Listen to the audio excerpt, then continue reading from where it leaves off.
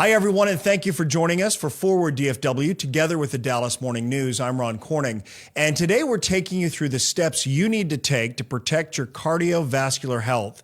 What happens if you're diagnosed with heart disease? Well, the team at Baylor Scott and White provides some of the highest quality cardiac care of any facility in the country. People travel from all over the country to be cared for here at Baylor Scott and White. What's the next best thing? Guidance from them on how you can handle your diagnosis. Let's welcome in Dr. Dan Meyer. He is the Chief of Cardiac Transplantation and a cardiac surgeon at Baylor Scott and White Heart and Vascular Hospital, Dallas. And Dr. Robert Smith is Chairman of Cardiovascular Surgical Services at Baylor Scott and White, the Heart Hospital, Plano. Thank you both for being here. I appreciate it. We're going to start here sort of high level with this idea of heart disease. Dr. Meyer, that's kind of the general terminology we use when people are experiencing a range of symptoms, a range of issues. How do you kind of hone in on what heart disease is? Well, that's a good question. It's a broad area from, we say cardiovascular health. And so it could be related to the heart. It could be related to the lungs, the vascular, the arteries and veins of the body. So we start on the big picture and then start to ask more questions about their symptoms. And then that's how we kind of target the area that needs to be focused upon. I feel like awareness and education, Dr. Smith, for so long has been focused on how to recognize the possibility that you're having a heart attack, right? That sudden cardiac event that kind of seemingly sneaks up out of nowhere. But to Dr. Meyer's point, there's so much more to cardiovascular health than just that heart attack. Should you be a victim of that? How do you stress that to people in general about taking care of their cardiovascular health? Well, there's good reason we focus on the heart attack. It's because ischemic heart disease or heart attack disease is still the #1 killer in the U.S. So we need to continue to focus on that. However, there are a number of other cardiac conditions that are important to be mindful of. And so working with your primary care physician to ask questions about different symptoms that you're having, I think is a really good first start, and not hide symptoms, not just excuse everything for age. Fatigue is a #1 of these kind of very vague symptoms that people just excuse for age. Really start to ask your healthcare team some of these extra questions. And that's where you start the process. And then it's kind of, where do we go from here after that? Well, and we're going to talk about that because not everybody gets that annual physical that might expose some of the markers of potential cardiovascular disease. And so they end up with an event that's life-changing and life-altering that requires your care. And I think the point of today is to try and impress upon people that there are ways in which you can track your cardiovascular health before it leads to that. But I find it interesting when you talk about not dismissing certain symptoms as, well, I'm getting older, so I'm more fatigued more quickly. Can you speak to your own personal experience? Because you're an expert in heart valve issues, correct? And you yourself were diagnosed with a condition. And did you think at first it was just, age, general fatigue, and did you dismiss it? Actually, I thought it was overwork, being overworked. What happens with a lot of these symptoms, particularly for valvular heart disease, is they're incredibly nonspecific. We talk about fatigue, the tiredness that happens at the end of the day. And that tiredness can continue to build up, and it can really be a marker of valvular heart disease. Some mild shortness of breath, not being able to carry out activities like you used to. A lot of people dismiss that as age. And so for my circumstance, it's exactly what happened. We were outside, all cleaning up the garage, getting ready for a productive weekend. And I just found myself to be incredibly exhausted. Now, my wife was not too happy with my excuse for needing to leave the chore, but I went and laid down and I started falling asleep. And then in that moment, I strung together some of the other symptoms I was having, and I had very much a eureka moment to kind of say, hey, this is what's happening to me. This is the same stuff that I think about what my patients talk about in the office. I need to pay attention. So fortunately for me, I carry a stethoscope in my car, so I was able to go out there and check, and lo and behold, I had a lot of the sounds that I would expect to hear from listening to my heart that was consistent with valvular heart disease, and I was able to get that checked out with an echocardiogram. But these are not, I have definitely a better insight as to what to do next. Not everyone really does. And it's interesting because it took that eureka moment for you to say, I think I'm experiencing what others have. Would you say as a doctor, you're more mindful of your own cardiovascular health?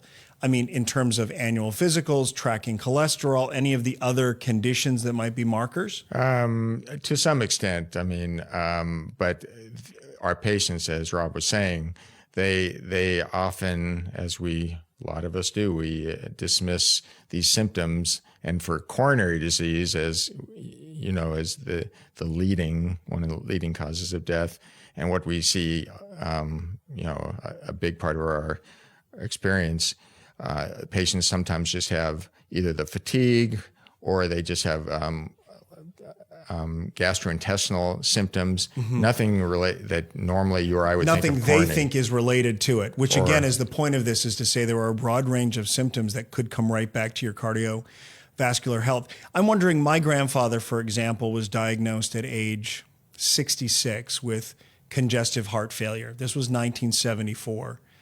Died suddenly 2 years later of a heart attack. He knew he had congestive heart failure. He was told not to exert himself in certain ways, but literally had no other treatment options in 1974 and died at 68. Would it be possible? I know you don't know all the details of his case, but generally speaking, were grandparents of my generation who died at that age at that time, would they live longer today based on the advancements that have been made in cardiovascular care? I would say definitely. I mean, not just from, we're surgeons, so not just from the surgical aspects, but the medications are so much better, and the diagnostics. So trying to get the word out so patients can actually come to their physicians and then get diagnosed. So that the early diagnosis is better, even though it's not perfect. The medications are extremely effective. And then the surgical options are really remarkable for what people can endure and the great results and overcome. Would you say at this stage that so many people of my grandfather's generation, if it was in the family, they just sort of gave up hope? That's what they would die of. So what you're saying is there's hope now in being diagnosed and really being conscientious about your treatment. And you all take a team approach to treatment. Explain to me how that's different than if I go to my primary care physician, I'm diagnosed with heart disease, and I'm sent to a cardiologist. What's the team approach? How does that separate you all, you think, from the pack? Well, I think that's a key part of being at a very big and progressive institution, is having a team. And depending on what the area that we're concerned about, if it's valvular disease or if it's coronary disease or if it's heart failure, there's specific teams that the patients go to, and then all their data, all their examinations, everything gets evaluated by not just one physician, but a whole team of not just physicians, nurses, and many, many different types of specialists. So there's really a great comprehensive evaluation of the patient. And you all meet weekly and go over your patients together. Do you ever have moments when it comes to sorting out a treatment plan where there's someone in the room who has a different idea or presents in a compelling way a course of treatment that you hadn't thought of, Dr. Meyer, Dr. Smith? Well, yeah, absolutely. That's the whole point of it. It's not to get locked into groupthink on these things. The idea here is to challenge what's out there, to make sure we've really kind of turned over every rock, looked for every snake, and then, what's new out there? Has someone else been thinking about a different way that we can combat, not just for this patient, but for a whole host of patients? And so these conversations, they change what we may do for a patient, but they also may change what we do for patients to follow. What does that look like? So I have a primary care physician who's not part of the Baylor Scott and White system, but I want to be treated by your team and be a part of it. Or let's say I don't live here and I want to just find the best possible care in my area. What do you recommend someone does? They're diagnosed. What's the next step? Do they need a specialist? Do they ask for a team? Do they assemble their own team? Like, how does that work so they have the best possible outcome? Well, I think obviously we're blessed to live in the United States where we have lots of really excellent healthcare, and there are a lot of different ways to do that. But the the way that we're used to through our system is a primary care physician may identify some of the symptoms that we talked about, may have some strong suggestions that someone has heart disease, and then they'll send them on to a cardiologist. Now, sending them on to a cardiologist is a very important first step in someone who's not presenting to the hospital, because a cardiologist is going to do a much deeper dive into what those symptoms are and use a number of diagnostic tests that will hopefully elucidate what the problem is. And as they start to hone in on what that problem is, that's when they'll start pulling in their colleagues. And so what we do here through Baylor Scott and White is we have, let's say, a cardiologist says, man, this person's got valvular heart disease. Let me call Rob. Let me call my other colleagues who do transcatheter valves. Let's start talking about this. And we have valve clinics that specifically see patients with difficult valve conditions. And it'll be surgeons, cardiologists, imagers, as Dan was saying, a number of the allied health field that need to be weighing in on that patient. And then we start to say, well, what is this person's risk? Mm-hmm. What are our options? Is surgery immediate? Is it something we wait on? Do we try this medication, right? Right. Are there other lifestyle changes they can make that might help them in the process? Second opinion, right? We often hear that patients feel like they might offend their cardiologist or their doctor by asking for a second opinion. You would say what to that? We love second opinions because, there are there's value in just like value in our team, because our team is like with all the different physicians. That's like surgeons, a second, third, and fourth opinion. I would think almost. Multiple opinions, but we are definitely not offended, but we promote that idea because one, you want the patient to get all the information, and if they're feeling they're not getting it from us, we want them to have it. And also going into surgery or whatever treatment plan it is, we want the patients to feel confident, because their confidence and their motivation helps get them through the treatment. Yeah, and if they don't have the benefit of being with your team, some of the questions are, how do they vet their doctor? How do they know that their specialist is top in their field? How do they make sure the institution that they're going to is experienced in this way and has good outcomes? And we're going to talk about some ways in which people can do that when we come back here in just a moment. Stay with us for Forward DFW right after this. Protect your heart. Talk to your doctor today, and let bswhealth.com/heart be your go-to guide for reducing your risk of heart disease.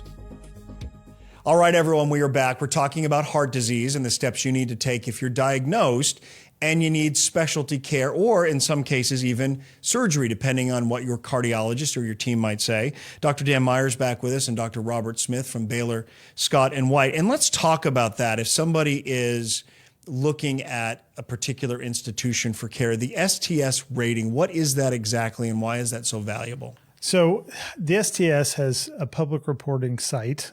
They work with Consumer Reports and created a star rating system. And that stands for Society of Thoracic Surgeons? Correct. Yeah. Society of Thoracic Surgeons. And so importantly, they were very forward in this and kind of thinking, what do patients want to know? So they worked with Consumer Reports to put together the star rating.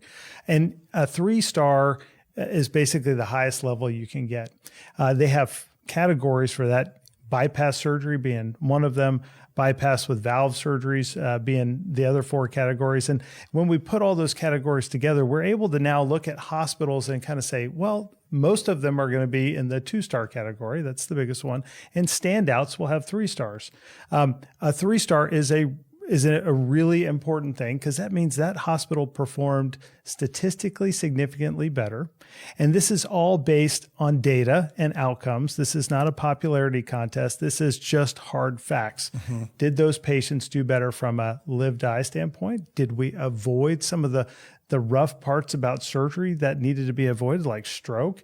And in taking a look at those things, were hospitals able to achieve better than average performance? And so what does that mean for you? It means if I go there, I have a better chance than not of having a really good outcome. I don't know if this is too far in the weeds, but do they weight the outcomes based on the sort of disposition of the population? If people are generally more healthy, then they're going to have generally better outcomes? Yes, it's risk adjusted.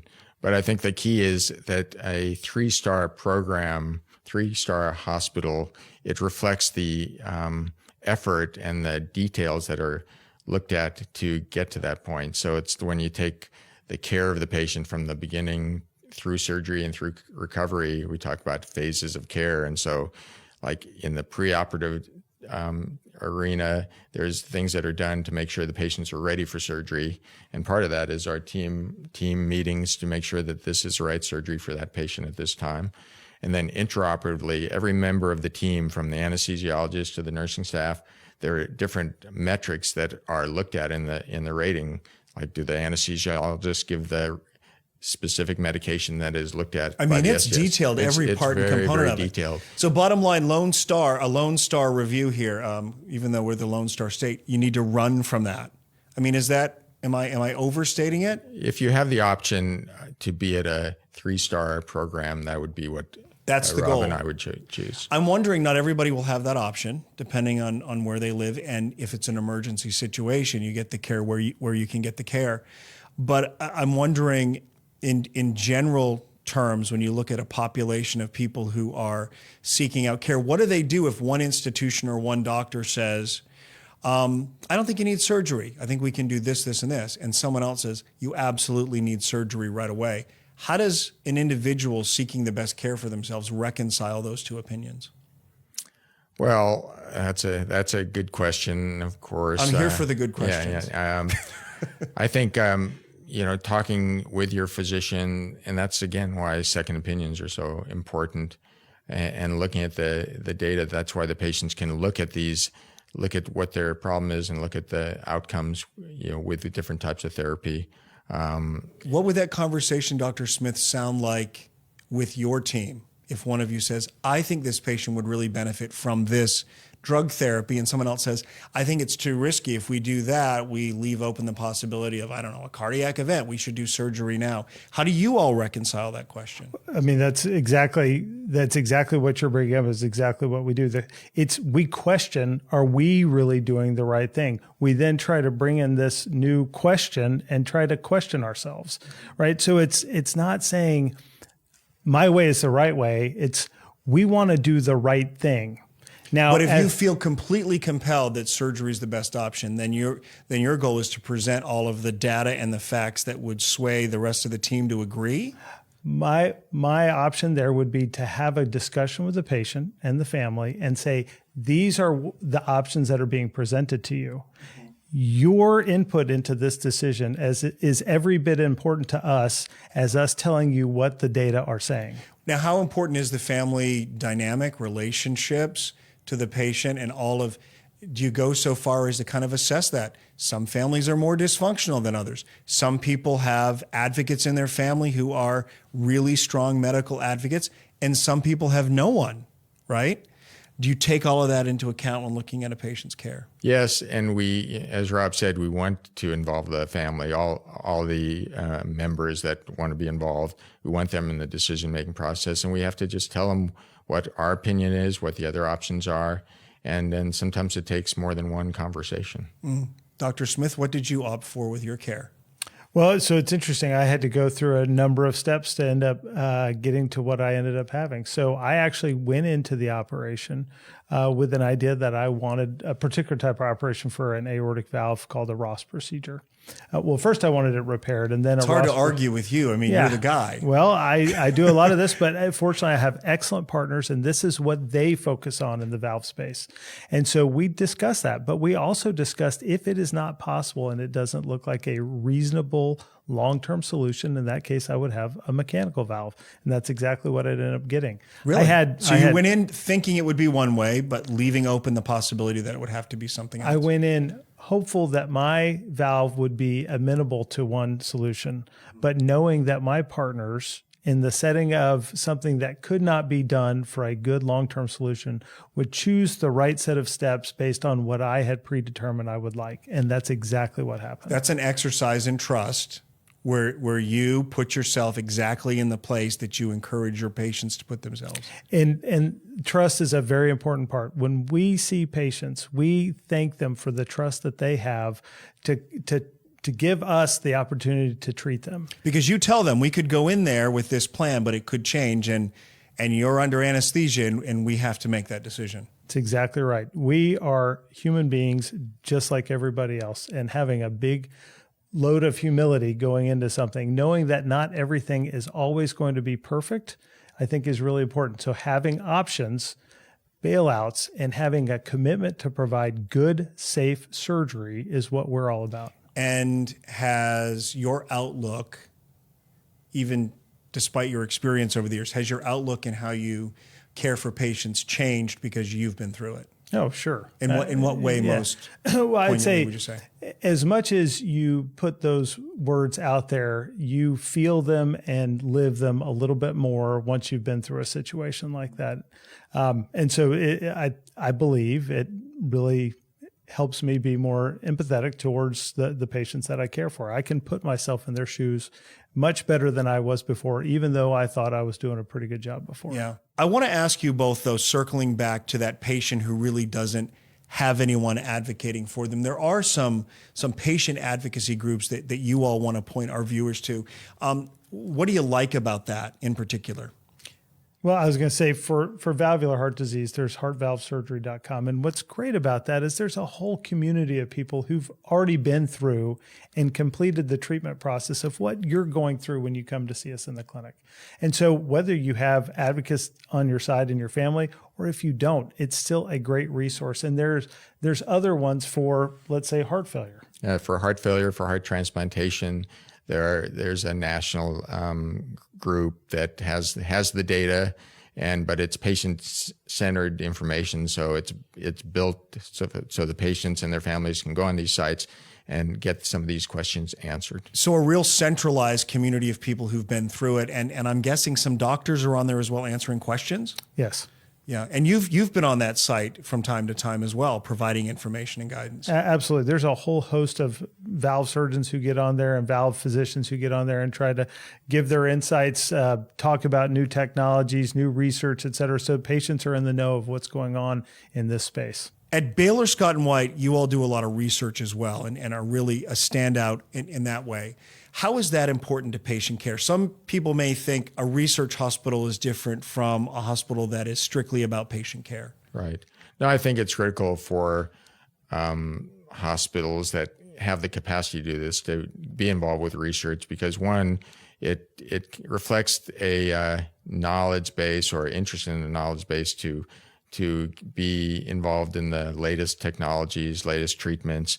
And I think that is helpful obviously for the patients and their future treatment. I would think you're also more equipped, Dr. Smith, to assess the research of other institutions and kind of put them into practice if you're a research hospital yourself. Well, absolutely. So one of the great things about research is you're providing patients at least access to what may be the next new therapy. And there may be another research trial that they've looked at. And if you're all in the same space doing the same kind of research, you probably will have a much better opportunity to add some insight into some of their research questions, provide them access or at least information to other research trials going on. Mm-hmm. One of the great things about our two programs is sometimes we have in the same space different trials going on. So if one patient may not work well for a trial at our site, we can talk to our colleagues down at our other facility and say, hey, does this patient work in your trial? So there's a lot of things we do within the research space to provide patients access to the latest, greatest, newest thing coming out because we are committed to being forward thinking in medicine, not expecting what we do today to be what we do tomorrow. And I think that's really reflected in how we treat valve disease today because years ago, there was a research trial looking at these valves that can be put in on a catheter-based platform. And so the patient wouldn't have to have open heart surgery per se. And now that's standard therapy. But being involved with those trials early on, I think, is really good for the medical staff and good for the patients. Dr. Meyer, one final word for somebody who's gotten a diagnosis or maybe is experiencing some symptoms and they've seen this among other things and they think maybe I have an issue. Number one most important thing for them to do when they find out? Speak up and ask your physician what the next steps are. So the key, either before they come to the hospital and need some of our treatment or in the situation you're describing, speak up. We want our patients to not be afraid to tell us what they're thinking, what they're concerned about. And we will try to take care of those questions. Yeah, I trust you will, as a team, no less. Thank you both. Really appreciate it, Dr. Dan Meyer and Dr. Robert Smith here with us from Baylor Scott and White in both Dallas and Plano. And thank you for joining us for Forward DFW together with the Dallas Morning News. I'm Ron Corning. We'll see you next time. A first step to a healthier heart is knowing your risk for heart disease. Heart disease can include coronary artery disease, atrial fibrillation, heart valve disease, or other heart conditions. Test your ticker and take the heart risk quiz at heartdiseasequiz.com.